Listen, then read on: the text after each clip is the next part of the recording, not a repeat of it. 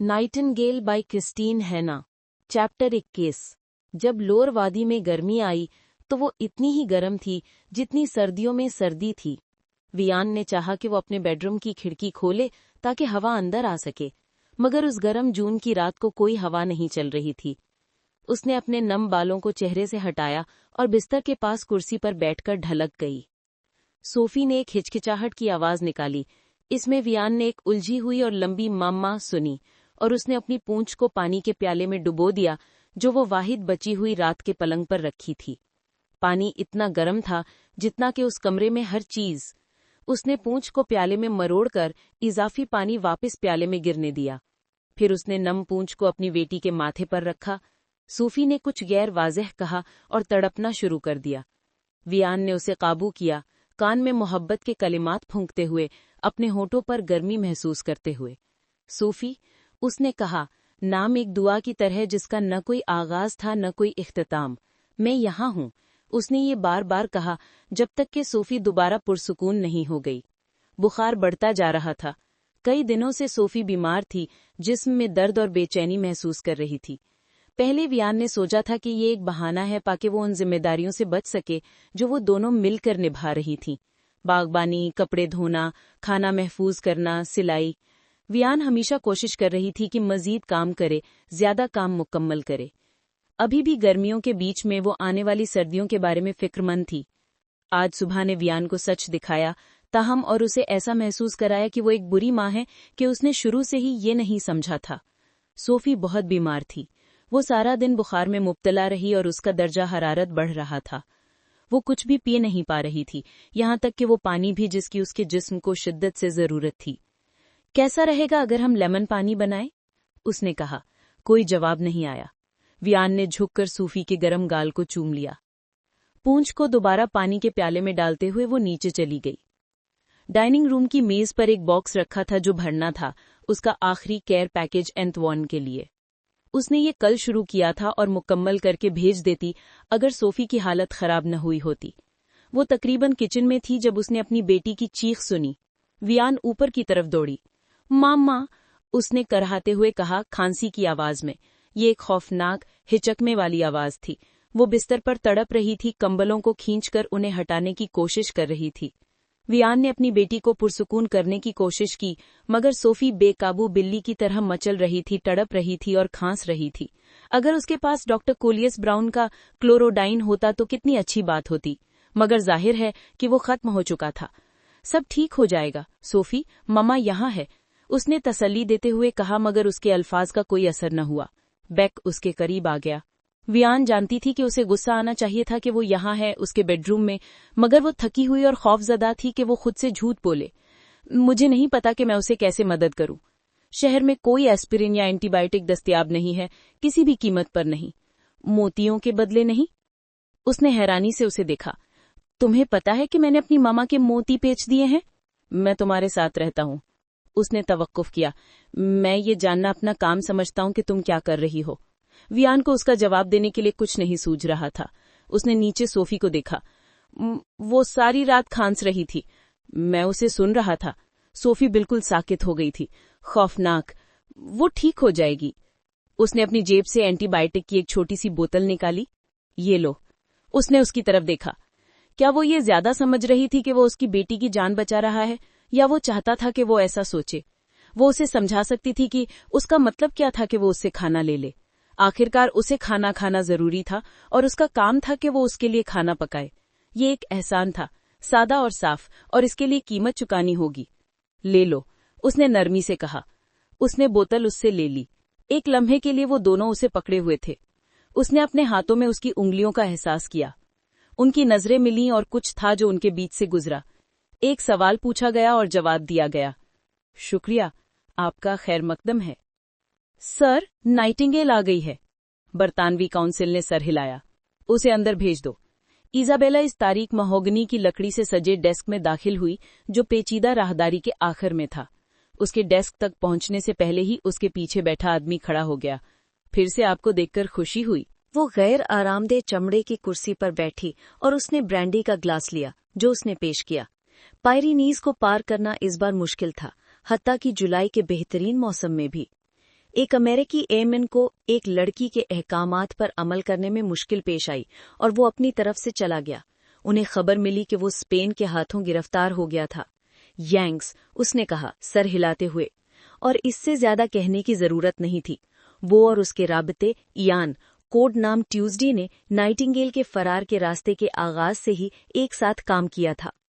Paul के network की मदद से उन्होंने फ्रांस भर में महफूज घरों का एक पेचीदा सिलसिला कायम किया था और एक ग्रुप पार्टिजन तैयार किया था जो अपने जानों की कुर्बानी देने को तैयार था ताकि गिरे हुए एमन को घर वापस पहुंचाया जा सके। फ्रांसीसी मर्द और औरतें रात के वक्त आसमानों में परिंदे तलाश करते और पैराशूटों को नीचे आते हुए देखते।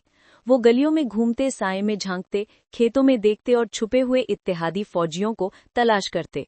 जब वो इंग्लैंड वापस पहुंचते, पायलट दोबारा मिशन पर नहीं जा सकते थे। इनके नेटवर्क के बारे में मालूमात के साथ, बल्कि वो अपने साथियों को बदतर के लिए तैयार करते, उन्हें बचाव की तकनीक सिखाते, मदद तलाश करने के तरीके बताते और फ्रांसीसी नोट, कंपस और झूठे कागजात के लिए तैयार की हुई तस्वीरें फराहम करते। इजाबेला ने ब्रांडी पीते हुए चमक से कहा, तजुर्बे ने उसे ये सिखाया था कि शराब से मोहतात रहना चाहिए, खासतौर पर क्रॉसिंग के बाद। वो उमूमन इससे ज्यादा पानी की कमी महसूस करती थी जितना कि वो समझती थी, खासतौर पर गर्मियों के मौसम में। इयान ने एक लिफाफा उसकी तरफ धकेल दिया। उसने उसे लिया, उसमें मौजूद फ्रैंक नोट गिने और पैसों को अपने कोट की जेब में डाल दिया। ये वो एमएन है जो तुमने पिछले 8 महीनों में हमें फराहम किए हैं इजाबेला, उसने कहा अपनी सीट पर बैठते हुए। इस कमरे में एक के साथ एक वो सिर्फ उसका असली नाम इस्तेमाल करता था। MI9 के साथ तमाम सरकारी मुरासले में वो नाइटिंगेल थी, कॉन्सुलेट खाने के दूसरे मुलाजमीन और बर्तानिया में वो जूलियट जर्वास थी। मेरे ख्याल में तुम्हें रफ्तार कम करनी चाहिए। रफ्तार कम करना? जर्मन नाइटिंगेल को ढूंढ रहे हैं इजाबेला। ये पुरानी खबरें हैं। वो तुम्हारे फरार के रास्ते में दरअंदाजी की कोशिश कर रहे हैं। नाजी वहां मौजूद हैं जो गिरे हुए एयरमैन बनने का बहाना कर रहे हैं। अगर तुम उन्हें पकड़ लो। हम मोहतात हैं यान, तुम्हें पता है कि मैं हर मर्द का इंटेरोगेशन खुद करती हूँ और पेरिस में नेटवर्क थकाहारा नहीं है। वो नाइटिंगेल को ढूंढ रहे हैं। अगर वो तुम्हें ढूंढ ले, वो नहीं करेंगे। वो उठ खड़ी हुई। वो भी उठ खड़ा हुआ और उसके सामने आ खड़ा हुआ। मोहतात रहना इजाबेला, हमेशा। उसने डेस्क के इर्द गिर्द आकर उसका बाजू पकड़ा और उसे इमारत से बाहर ले आया। उसने सान सेबास्टियन वे समंदरी खूबसूरती का लुत्फ उठाने के लिए थोड़ा वक्त निकाला, उस रास्ते पर चलते हुए जहां नीचे सफेद लहरें टकरा रही थीं और ऐसी इमारतें जिन पर स्वास्ती का निशान नहीं था। मगर इस तरह का लम्हा जिंदगी के मामूल की तरफ छोटी सी मुलाकात थी जो वो ज्यादा देर तक नहीं बर्दाश्त कर सकती थी। उसने पॉल को एक पैगाम कोरियर के जरिए भेजा जिसमें लिखा था, प्यारे अंकल, उम्मीद है कि ये नोट आपको खैरियत से मिलेगा। मैं समंदर के किनारे हमारे पसंदीदा मकाम पर हूँ। हमारे दोस्त महफूज पहुंच गए हैं। कल मैं 3 बजे पेरिस में ग्रैंडमेयर से मिलूंगी। हमेशा प्यार के साथ, जूलियट। उसने एक पेचीदा रास्ते से पेरिस वापस लौटकर हर महफूज घर का दौरा किया, कार्वियो, ब्रांटॉम, पॉर, पोइटिए और अपने मददगारों को पैसे दिए। गिरे हुए एमएन को छिपने के दौरान खाना और कपड़े फराहम करना कोई मामूली काम नहीं था, और चूंकि हर मर्द, औरत और बच्चा जो फरार के रास्ते को बरकरार रखे हुए था अपनी जान के खतरे में था, नेटवर्क, उसने इस बात को यकीनी बनाने की कोशिश की कि ये माली तौर पर तबाहकुन न हो। वो कभी भी कार्वियो की गलियों में चादर और हुड के नीचे छुपी हुई अपनी बहन के बारे में सोचे बगैर नहीं चलती थी। हालिया दिनों में उसने वियान और सोफी को बहुत याद करना शुरू कर दिया था। उन रातों की यादें जब वो बलौट या चेकर्स खेलती थी, वियान उसे स्वांग करने की कोशिश कर रही थी और सोफी की हंसी में एक गर्म चमक आ गई थी। कभी कभी वो ये सोचती थी कि वियान ने उसके सामने एक इम्कान पेश किया था जो उस वक्त उसने नहीं देखा था, एक घर, मगर अब उसके लिए ये बहुत देर हो चुकी थी। इसाबेला इस बात का खतरा नहीं उठा सकती थी कि वो वियान को खतरे में डाले अगर वो ले जार्डिन में जाकर दिखाई देती। बैक यकीनन ये पूछेगा कि वो इतनी देर तक पेरिस में क्या कर रही थी। शायद वो इतना तजस्सुस करे कि चेक भी करे। पेरिस में वो ट्रेन से उतरी जहां बेरंग आंखों वाले और सियाह कपड़ों में मलबूस लोग एक हुजूम की सूरत में मौजूद थे, जिन्हें ऐसा लग रहा था जैसे वो एडवर्ड मंच की पेंटिंग का हिस्सा हों। जब वो इन्वेलिड्स की चमकते हुए सोने के गुंबद के करीब से गुजर रही थी, एक हल्की धुंध सड़कों पर फैल गई, दरख्तों से रंग निकाल रही थी। ज्यादातर कैफे बंद थे, उनकी कुर्सियां और मेजें फटे हुए छप्पर के नीचे स्टॉक की गई थी। सड़क के पार वो अपार्टमेंट था जिसे वो पिछले 1 महीने से अपना घर समझती थी। एक तारीख, गरीब और अकेला छोटा सा अटक जो एक तुर्कशुदा चारकीट्री के ऊपर छुप कर था। दीवारों से अब भी हल्की सी सुअर के गोश्त और मसालों की बदबू आ रही थी। वो किसी को पुकारते हुए सुना। रुक जाओ! सीटियों की आवाज आई। लोग चमक उठे। कुछ वेयरमाख्त के फौजी फ्रांसीसी पुलिस एहलकारों के साथ चंद लोगों के ग्रुप को घेरे हुए थे, जो फौरन घुटने टेककर अपने हाथ उठाकर खड़े हो गए। उसने उनके सीने पर जर्द सितारे देखे। इज़ाबेला ने रफ्तार कम की। अनोक उसके साथ आकर उसकी बाजू से बाजू मिलाकर चल पड़ी। बॉन्जू, उसने एक ऐसी आवाज में कहा जो इज़ाबेला को मुतनब्बे करती है कि अब वो देखे जा रहे हैं, या कम से कम अनोक को लगता था कि वो देखे जा रहे हैं, शायद शैडो। अनोक मुस्कुराई। और तुम्हारी ताज़ा तरीन ताती रात कैसे गुजरे पहाड़ों में? कुछ खास नहीं। अनोक उसके करीब झुकी। हमें एक मंसूबे के बारे में सुना है। जर्मन इतवार की रात खवातीन को दफ्तरी ताम के लिए भर्ती कर रहे हैं। दुगना मुआवजा, बहुत खुफिया है। इज़ाबेला ने अपने कोट की जेब से फ्रैंक नोटों से भरा हुआ लिफाफा निकालकर अनोक को दे दिया, जिसने उसे अपने खुले बैग में डाल लिया। रात का काम और दफ्तरी? पॉल ने तुम्हारे लिए एक ओहदा हासिल किया है, अनोक ने कहा। तुम 9 बजे शुरू करोगी। जब तुम काम मुकम्मल कर लो तो अपने वालिद के अपार्टमेंट जाओ, वो तुम्हारा इंतजार कर रहे होंगे। हाँ, ये खतरनाक हो सकता है। इज़ाबेला ने कंधे उचकाए। क्या नहीं? उस रात इज़ाबेला शहर के उस पार पुलिस के दफ्तर की तरफ चल पड़ी। उसके पैरों के नीचे सड़क में खूंकारा था। गाड़ियों की आवाज कहीं करीब से आ रही थी। उनमें से बहुत सी गाड़ियां थीं। तुम वहां?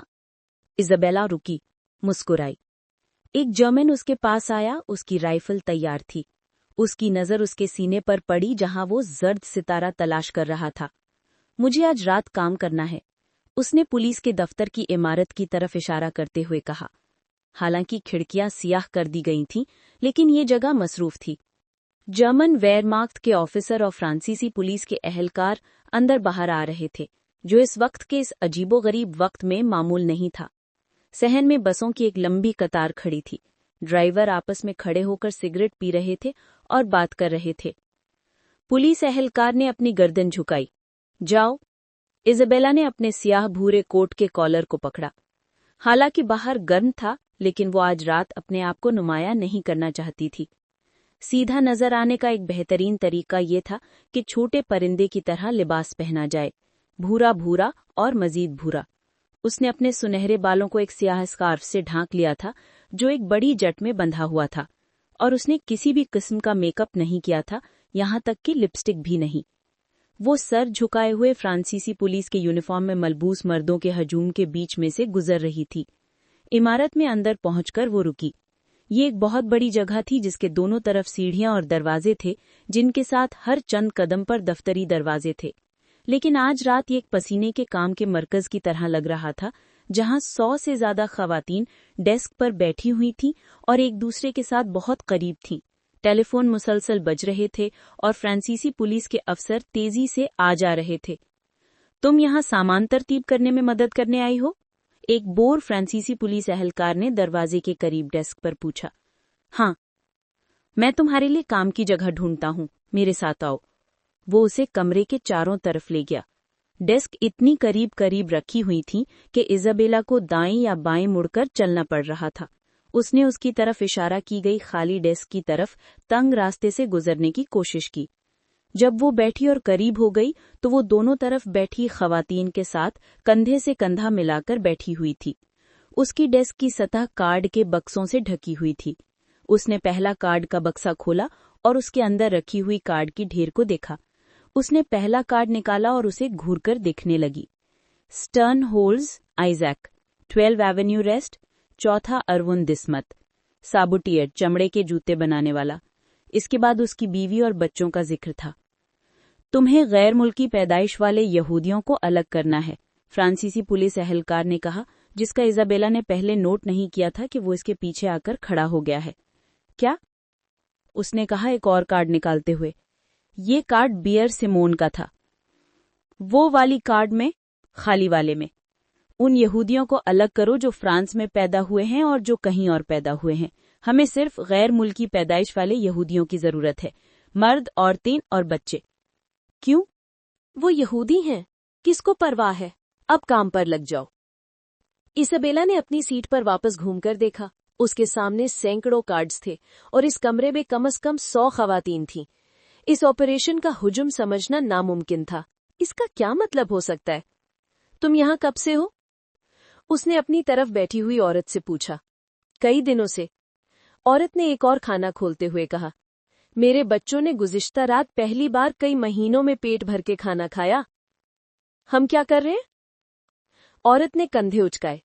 मैंने उनसे सुना है कि वो ऑपरेशन स्प्रिंग विंड के बारे में कुछ कह रहे थे। इसका क्या मतलब है? मुझे नहीं पता। इसाबेला ने खाना में कार्ड्स पलटना शुरू किए। एक कार्ड आखिर में आकर रुक गया। लेवी, पॉल, 61 रू ब्लैंडन, अपार्टमेंट सी, 7वां अरुंडिसमेंट, अदबियात के प्रोफेसर। वो इतनी तेजी से उठी कि उसने अपने साथ बैठी औरत से टकराकर उसे चुप करा दिया। उसकी डेस्क पर रखे हुए कार्ड्स फर्श पर बिखर गई। इसाबेला फौरन झुककर उन्हें जमा करने लगी और जुर्रत करते हुए मिसियर लेवी का कार्ड अपनी आस्तीन में छुपाया। जैसे ही वो खड़ी हुई, किसी ने उसका बाजू पकड़ लिया और उसे तंग रास्ते से खींचते हुए ले गया। वो तमाम कतार में खवातीन से टकरा गई। दीवार के पास मौजूद खाली जगह पर उसे घुमाया गया और इतनी जोर से धकेल दिया कि वो दीवार से टकरा गई। इसका क्या मतलब है? फ्रांसीसी पुलिस वाले ने बिगड़ते हुए कहा। उसका बाजू इतना सख्ती से पकड़ा हुआ था कि उस पर निशान पड़ने लगे थे। क्या वो उसकी आस्तीन के नीचे मौजूद कार्ड को महसूस कर रहा था? मैं माजरत चाहती हूँ, बहुत माजरत। मुझे काम करना है, लेकिन मैं बीमार हूँ। देखिए, फ्लू। उसने जितना हो सके उतनी जोर से खांसने की कोशिश की। इसाबेला उसके पास से चलती हुई बाहर निकल आई। बाहर वो कोने तक खांसने लगी। वहां उसने दौड़ना शुरू कर दिया। इसका क्या मतलब हो सकता है? इसाबेला ने अपार्टमेंट की स्याह शेड के पीछे झांककर एवेन्यू को नीचे देखा। पापा खाने के कमरे की मेज पर बैठा था, बेचैनी से अपनी स्याही से दागी हुई उंगलियों से लकड़ी पर ठीक कर रहा था। उसे यहाँ वापस आकर अच्छा लग रहा था, उसके साथ महीनों बाद, लेकिन वो इतनी बेचैन थी कि वो इस जगह के घर जैसी फिजा को सुकून से नहीं महसूस कर पा रही थी। तुम गलती पर होगी इसाबेला, पापा ने कहा, उसके वापस आने के बाद दूसरे ब्रांडी पर। तुमने कहा था कि 10,000 कार्ड्स होंगे। ये पेरिस में मौजूद तमाम यहूदियों का हिसाब होगा। यकीनन। सवाल करो कि इसका क्या मतलब है पापा, लेकिन हकीकतों पर नहीं, इसाबेला ने जवाब दिया। जर्मन पेरिस में मौजूद हर गैर मुल्की यहूदी शख्स का नाम और पता जमा कर रहे हैं, मर्द, औरत और बच्चे। लेकिन क्यों? पॉल लेवी पोलिश नस्ल का है, ये सच है, लेकिन वो यहाँ दहाइयों से रह रहा है। उसने ग्रेट वॉर में फ्रांस के लिए लड़ा। उसका भाई फ्रांस के लिए मर गया। विशी हुकूमत ने हमें यकीन दहानी कराई थी कि वो फौजी जो यंग में लड़े हैं वो नाजियों से महफूज हैं। विवियान से यहूदी कम्युनिस्ट और फ्री मेसन तहरीकियों की एक फहरिस्त मांगी गई थी। उसे कहा गया था कि वो अपने स्कूल में मौजूद हर यहूदी कम्युनिस्ट और फ्री मेसन उस्ताद का नाम लिखे। इसके बाद उन्हें सबको मुलाजिमत से निकाल दिया गया। वो उन्हें दोबारा नहीं निकाल सकते। उसने अपना मशरूब खत्म किया और दूसरा डाला। और ये फ्रांसीसी पुलिस ही है जो नाम जमा कर रही है। अगर ये जर्मन होते तो बात अलग होती। इसाबेला के पास इसका कोई जवाब नहीं था। वो कम से कम 3 घंटे से यही गुफ्तगू कर रहे थे। अब सुबह के 2 बजने वाले थे और दोनों में से कोई भी आराम से नहीं बैठा था। एक काबिल एतबार वजह पेश कीजिए कि विशी हुकूमत और फ्रांसीसी पुलिस पेरिस में रहने वाले हर गैर मुल्की पैदाइश वाले यहूदी का नाम और पता क्यों जमा कर रही है। उसने बाहर चमकती हुई एक चांदी की झलक देखी। शेड को थोड़ा ऊपर उठाते हुए वो अंधेरी सड़क को घूमकर देखने लगी। एक बसों की कतार एवेन्यू से नीचे जा रही थी। उनके पेंटेड हेडलाइट्स बंद थे और वो धीरे चलती हुई एक सेंटीपीड की तरह लग रही थी जो ब्लॉकों तक फैल गई थी। उसने पुलिस के हेडक्वार्टर्स के बाहर बसों को खड़ा देखा। दर्जनों बसें यार्ड में खड़ी थी। पापा, वो अपनी बात मुकम्मल नहीं कर पाई थी कि उसे सीढ़ियों से कदमों की आवाज सुनाई दी। एक पंपलेट दरवाजे के नीचे से अपार्टमेंट में फेंका गया। पापा मेज से उठकर उसे उठाने के लिए झुके और फिर वो उसे मेज पर लाकर मोमबत्ती के करीब रख दिया। इसाबेला उनके पीछे खड़ी थी। पापा ने सर उठाकर उसकी तरफ देखा। ये एक वार्निंग है। इसमें लिखा है कि पुलिस सभी गैर मुल्की पैदाइश वाले यहूदियों को जमा करके जर्मनी के कैंपों में भेज देगी। हम बातें कर रहे हैं जबकि हमें अमल करना चाहिए, इसाबेला ने कहा। हमें अपने दोस्तों को इमारत में छिपाना होगा। ये बहुत कम है, पापा ने कहा। उनका हाथ कांप रहा था। इससे उसने एक बार फिर से तेजी से सोचा। वो जो कुछ ग्रेट वॉर में देख चुके थे और जो वो जानते थे उसके इल्म में नहीं था। जो हम कर सकते हैं वही करेंगे, इसाबेला ने कहा। हम कुछ को महफूज कर सकते हैं, कम से कम आज की रात के लिए। कल हमें और मालूम होगा। महफूज? और वो कहाँ होगा इसाबेला? अगर फ्रांसीसी पुलिस ये कर रही है तो हम खत्म हो गए हैं। इसाबेला के पास इसका कोई जवाब नहीं था और कुछ ना कहकर वो दोनों अपार्टमेंट से निकल आए। उस इमारत में छुपना मुश्किल था, खास तौर पर इतनी पुरानी इमारत में। और उसके वालिद जो इसके सामने चल रहे थे, कभी भी हल्के कदमों से नहीं चलते थे। ब्रैंडी ने उन्हें और भी कमजोर कर दिया था जब वो उसे तंग पेचीदा सीढ़ियों से नीचे ले जा रहे थे जो उनके अपार्टमेंट के नीचे वाली मंजिल पर खड़ी थी। वो 2 बार लड़खड़ाए, अपने तवाज़ुन की शिकायत करते हुए। उन्होंने दरवाजे पर दस्तक दी। उन्होंने 10 तक गिनती की और दोबारा दस्तक दी, इस बार ज्यादा जोर से।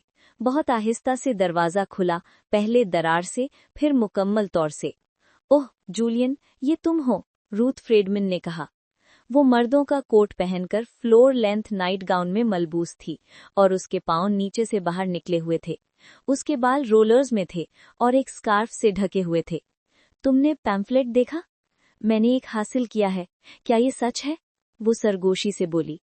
मुझे नहीं पता, उसके वालिद ने कहा। आगे बसें खड़ी हैं और ट्रक सारी रात गुजर रहे हैं। इसाबेला आज रात पुलिस के हेडक्वार्टर पर थी और वो तमाम गैर मुल्की पैदाइश वाले यहूदियों के नाम और पते इकट्ठा कर रहे थे। हमें लगता है कि तुम्हें अपने बच्चों को हमारे पास ले आना चाहिए। हमारे पास एक छुपने की जगह है। लेकिन मेरा शौहर जंगी कैदी है। विशी हुकूमत ने हमें यकीन दिलाया है कि हमें तहफ़्फ़ुज़ दिया जाएगा। मुझे नहीं लगता कि हम विशी हुकूमत पर एतमाद कर सकते हैं मोहतरमा, इसाबेला ने औरत से कहा। प्रैकर्म अभी के लिए बस छुप जाएं। रूथ वहां एक लम्हा खड़ी रही, उसकी आंखें बड़ी हो गईं। उसके ओवरकोट पर जर्द सितारा दुनिया के बदलते हुए मंजर का कटिला याद दहानी था। इसाबेला ने देखा जब औरत ने फैसला किया। वो अपने पैरों के तलवों पर मुड़ी और कमरे से बाहर निकल गई।